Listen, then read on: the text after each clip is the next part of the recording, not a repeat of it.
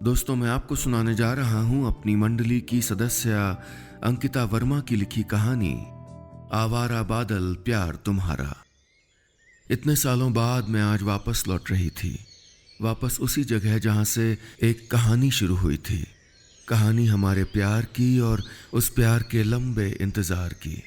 जैसे एक नदी पहाड़ों से निकलकर अपना रास्ता ढूंढने समंदर की ओर बहने लगती है, मैं भी 6 साल पहले पहाड़ों में बसे मनाली शहर से ऐसे ही बह निकली थी, एक किनारा तलाशने, अपनी मंजिल खोजने, यहाँ से बहुत दूर। मगर जब यहाँ से गई थी तो किसी के पीछे छूट जाने की उदासी को भी अपने साथ लेकर गई थी, और आज जब लौट रही हूँ तो उसकी यादों की खुशबू के नर्म झोंके मेरे कानों में उसका नाम हौले से गुनगुनाते हुए मेरा स्वागत कर रहे थे। बादल, आवारा बादल।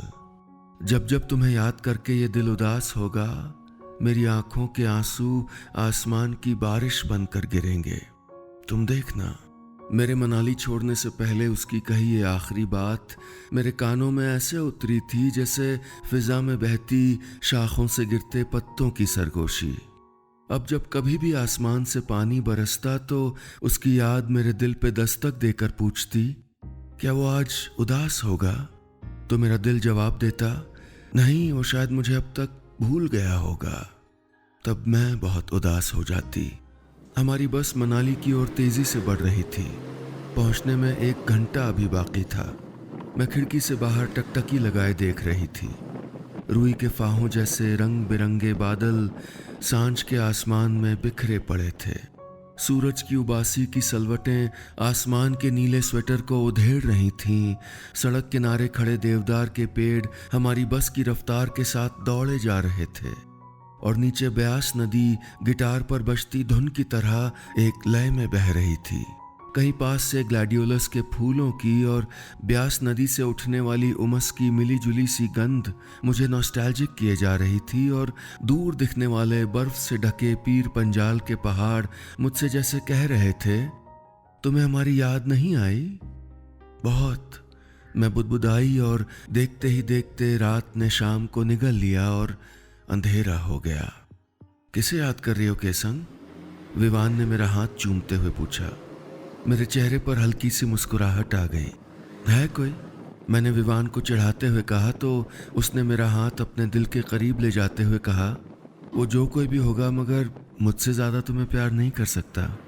मैं जानती हूँ, कहकर मैंने विवान के कंधे पर सर रख दिया और आंखें मूंद लीं। मेरा दिल बेचैन हुआ जा रहा था, बहुत बेताब। मैं मनाली पहुंचते ही सबसे पहले कैफे 60s पर्पल जाना चाहती थी, उस जगह जहां हम दोनों पहली बार एक दूसरे से मिले थे, मैं और आवारा बादल। जिंदगी से यादों का एक अजीब सा रिश्ता है, थोड़ा प्यार भरा और थोड़ा दर्द भरा। जब जब लगने लगता है कि हम जिंदगी में आगे बढ़ने लग गए हैं, तब तब यादें किसी अड़ियल बच्चे की तरह हमारा हाथ पकड़कर हमें रोक लेती हैं, हमें वापस लौटने पर मजबूर कर देती हैं। किसी के इंतजार में कितने ही मौसम बीत जाते हैं, मगर जिंदगी यादों की बारिश में भीगती जाती है। हम तकरीबन रात के 8 बजे तक मनाली पहुंच गए थे। मैं घर जाने के बजाय कैब लेकर सबसे पहले कैफे 60s पर्पल की ओर निकल गई। विवान सफ़र करके थक गया था, इसलिए वो बाद में मिलने का कहकर कुछ देर आराम करने घर चला गया। ओल्ड मनाली के एक कोने में बना वो छोटा सा कैफ़े बाहर से आज भी बिल्कुल वैसा ही दिखता था जैसा मैंने उसे कई साल पहले देखा था। मैंने कैफ़े का दरवाज़ा खोला तो मेरा दिल ज़ोरों से धड़कने लगा। बहुत सी गुजरी बातें और यादें जो दिल के एक कोने में सहेज कर रखी थीं, लहरों की तरह जब दिल से टकराने लगी तो आंखों के कोनों में ढेर सारा पानी इकट्ठा हो गया। मैं अंदर गई तो लगा जैसे समय पीछे अतीत में लौट आया हो। वहां कुछ भी नहीं बदला था। कैफे के बीचों बीच एक बुखारी में आग जल रही थी। कुर्सियां जितनी ज्यादा थीं, लोग उतने ही कम। बैकग्राउंड में धीमी गति से एक तिब्बती गाना बज रहा था। मध्यम रोशनी और सूफियाना माहौल।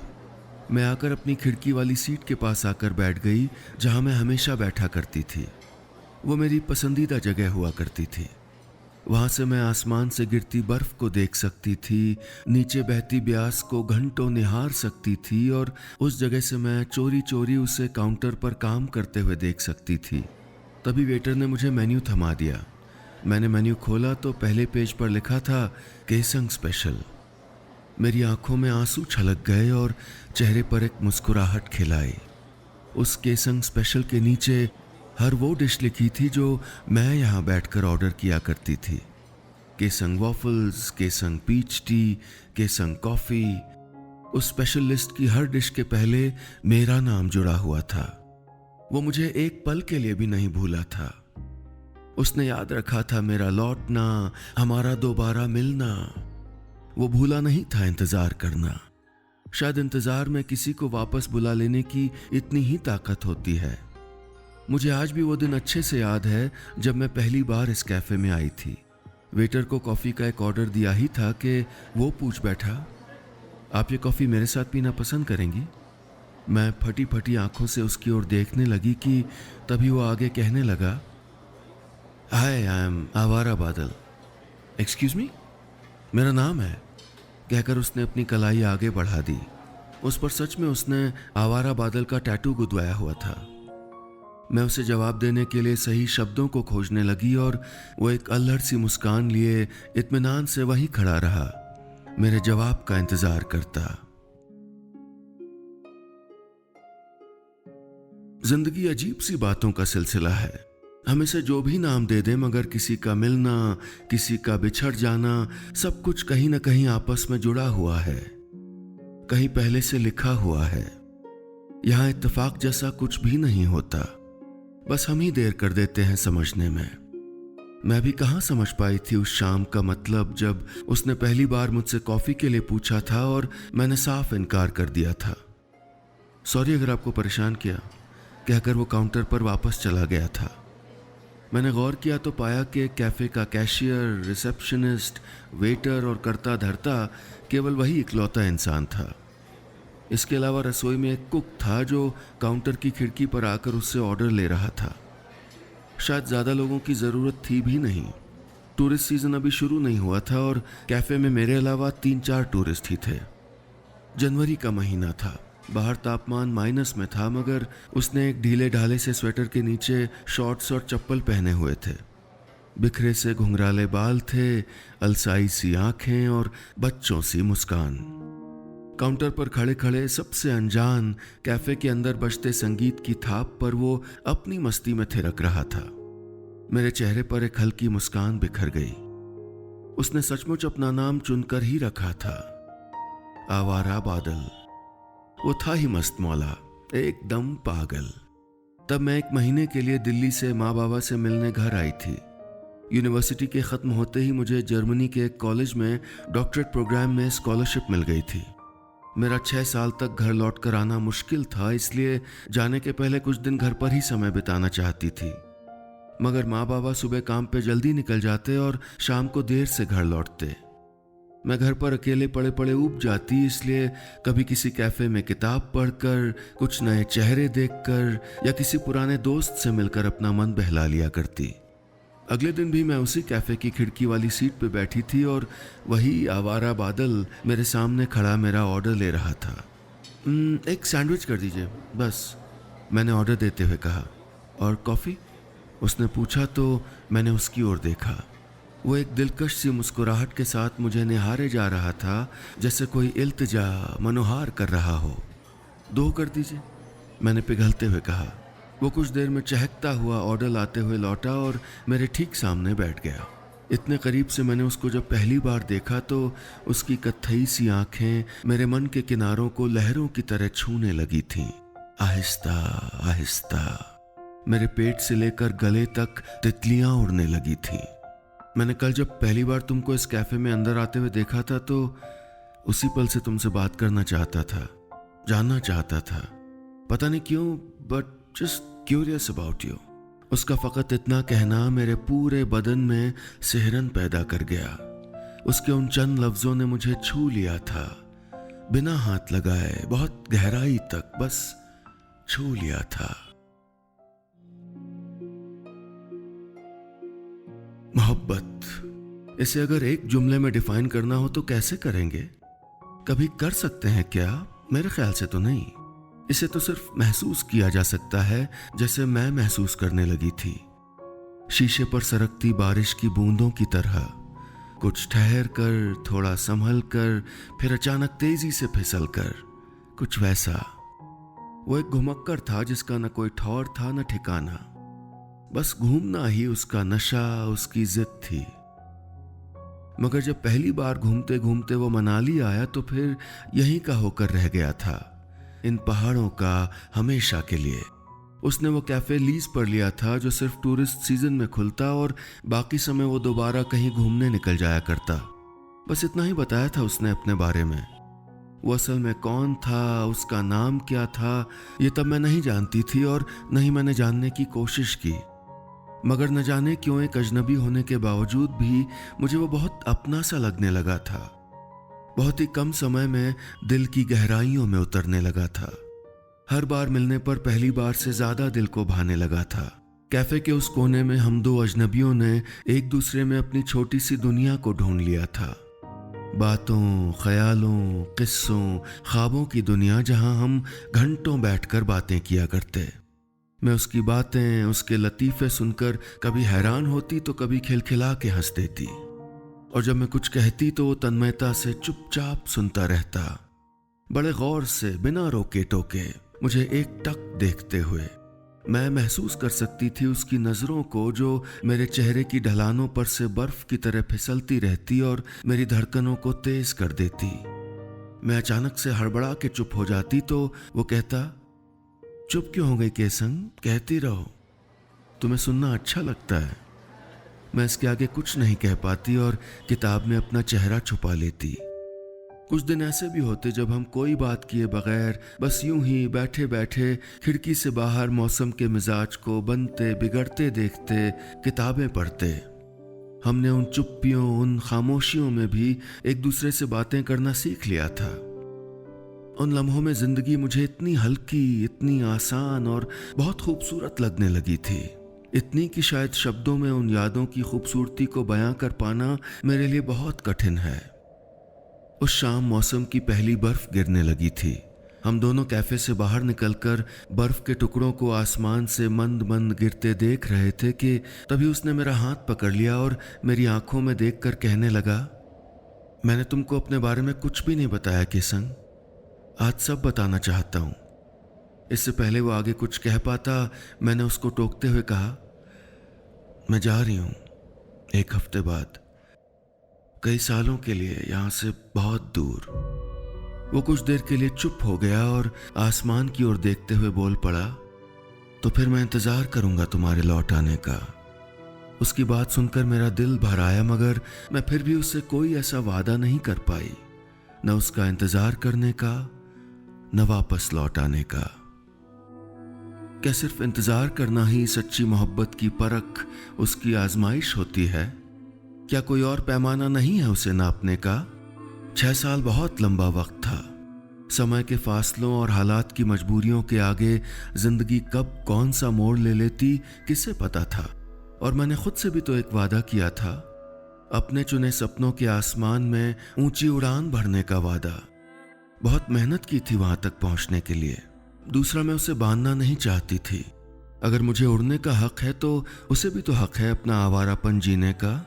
मेरे जाने से एक दिन पहले मैं और आवारा बादल जोगिनी के झरने के पास एक आखिरी बार मिल रहे थे। बहुत एकांत था वहां, सिर्फ झरने के बहने की आवाज और कुछ नहीं। चूंकि मौसम बहुत खराब था इसलिए हम एक गुफा के नीचे आकर बैठ गए। झरना उसके ऊपर से बह रहा था। झरने की झीनी चादर तले और एकांत के पर्दों के बीच हम कुछ देर यूं ही बिना कुछ कहे बैठे रहे कि तभी वो कहने लगा, फॉरगिव मी केसंग, मैं बहुत सेल्फिश हो गया था। अपने इंतज़ार का बोझ मैंने तुम्हारे कंधों पे डालना चाहा। इतना कहकर उसने इकट्ठी करी लकड़ियों में आग लगा दी। पूरी गुफा जगमगा उठी थी। दीवारों पर उगे फफूंद सितारों की तरह टिमटिमाने लगे थे और उसका चेहरा जुगनू की रोशनी की तरह चमकने लगा था। मैं भागता रहा हूँ हमेशा से, बहुत सी चीज़ों से। मैंने दुनिया का हर वो कोना टटोलना चाहा है जहाँ मुझे सुकून मिलने की आस दिखाई दे। पर सच कहूं तो ऐसी कोई जगह कभी मिली ही नहीं। फिर तुम मिली, तुमसे प्यार किया, सालों बाद दिल को सुकून मिला। मुझे नहीं पता तुम लौट कर आओगी या नहीं, पर मैं इंतजार करूंगा अपनी खुशी के लिए। तुम कोई गिल्ट मत ले जाना अपने साथ। तुम जीना अपनी जिंदगी, मोहब्बत करना किसी से, किसी को खुद से मोहब्बत होने देना, हमेशा वही करना जो तुम्हारे दिल को सही लगे। इतना कहकर जैसे ही वो चुप हुआ तो मेरी आंखों से आंसू बहने लगे। किसी ने बहुत शिद्दत से चाहा था मुझे। ये कितनी खूबसूरत मगर फिर भी दिल दुखाने वाली बात थी। Beautiful yet tragic. बस मुझे भूल मत जाना केसंग, कहकर मुझे गले से लगाकर उसने मुझसे विदा ले ली थी। हवा से खड़खड़ाती कैफे की खिड़कियां मुझे वापस वर्तमान में ले आईं। तभी किसी ने मुझे पुकारा। मैंने मुड़कर देखा तो कैफे के दरवाजे से अंदर वो मेरी तरफ चला आ रहा था। वही मस्त मौला, एकदम पागल, वो बादल आवारा। मैंने कहीं पढ़ा था कि तुम जिसे ढूंढ रहे हो वो भी तुम्हें ढूंढ रहा है, मगर हम अक्सर बहुत सी चीजें किस्मत और संयोग पर ही छोड़ देते हैं। हम एक परफेक्ट टाइमिंग और परफेक्ट इंसान का इंतजार करते करते किसी ऐसे से मिलने का मौका गंवा देते हैं जो हमें ढूंढ रहा है और जिसे हम ढूंढ रहे हैं। न जाने हम क्यों इतनी देर कर देते हैं किसी से अपने दिल की बात कहने में, किसी का हाथ थामने में, किसी से प्यार करने में। जिंदगी छोटी है मगर पछतावे के साथ जी जिंदगी और भी छोटी लगने लगती है। कितने साल यूं ही बीत गए थे। बहुत से ऐसे कमजोर लम्हे आए जब मैं उसको याद करने से खुद को रोक नहीं पाती थी। कई बार उसका नंबर डायल करती फिर काट देती, कभी एक लंबा सा मैसेज लिखती फिर मिटा देती। उसके सोशल मीडिया अकाउंट्स पर उसकी तस्वीरों को घंटों देखती रहती। कभी समंदर किनारे की कोई तस्वीर तो कभी किसी रेगिस्तान की। घर वापस आने का समय आया तब मैंने उसको एक मैसेज किया था, 6 साल में पहली बार, तुम अब भी इंतजार कर रहे हो? वहां से जवाब आया था, हमेशा। आज जब मैं एयरपोर्ट पहुंची तो वो आवारा बादल मुझे लेने आया था। इतने सालों बाद उसको दोबारा देखा तो मैं उससे पहचान ही नहीं पाई। वो घुंघराले से बालों वाला, ढीले से कपड़े पहनने वाला लड़का बहुत बदल गया था। शर्ट पैंट पहने, बाल करीने से कटवा कर, हाथों में गुलाब का फूल लिए और चेहरे पर वही अल्लड़ सी मुस्कान बिखेरे हुए एक कोने में खड़ा मेरा इंतजार कर रहा था, न जाने कब से। इन 6 सालों बाद भी उसे देखकर मेरे पेट में तितलियां उड़ने लगी थीं। मेरे दिल की धड़कनें दोबारा तेज हो चली थीं और शायद फिर से प्यार हो गया था उससे। उस पल मुझे एहसास हुआ कि मुझे जिंदगी में कुछ और नहीं चाहिए था। जो चाहिए था वो मेरे सामने था। हम जब मिले तो उसने गुलाब का फूल आगे बढ़ाते हुए कहा, हाय, आई एम विवान। विवान, उस आवारा बादल का नाम विवान था। उसने मुझे अपने गले से लगा लिया। मैं भी कस के उससे लिपट गई थी, अब कभी न उससे दूर जाने के लिए। कैफे में यूं ही बैठे अतीत समेटते हुए रात के 10 बज गए थे। कैफे पूरा खाली हो गया था। विवान पुराने दिनों की तरह मेरे सामने वाली सीट पर आकर बैठा हुआ था। उसने मेरा हाथ अपने हाथों में लेकर पूछा, केसंग, तुम्हें कभी मेरी याद आती थी? मैंने आंखों में पानी भरते हुए कहा, हरदम। तुम्हारा बहुत शुक्रिया विवान, मेरा इतने साल इंतजार करने के लिए। विवान अपनी सीट से उठकर मेरे पास आकर बैठ गया। और तुम्हारा शुक्रिया मुझे याद रखने के लिए, उसने मेरे चेहरे पर पड़ी जुल्फ को हटाते हुए कहा। फिर वही रात है ख्वाब की। कैफे में जैसे ही ये गाना बजने लगा, विवान झट से खड़ा हुआ और अदब से हाथ आगे करके पूछ बैठा, मैं आए? मैंने उसका हाथ थाम लिया और हम बाहों में बाहें डाल के एक दूसरे की आंखों में डूबने लगे थे। विवान के होंठ झुक आए थे मेरे होंठों पर और तब सब कुछ ठहर गया था। बस इतनी सी थी ये कहानी।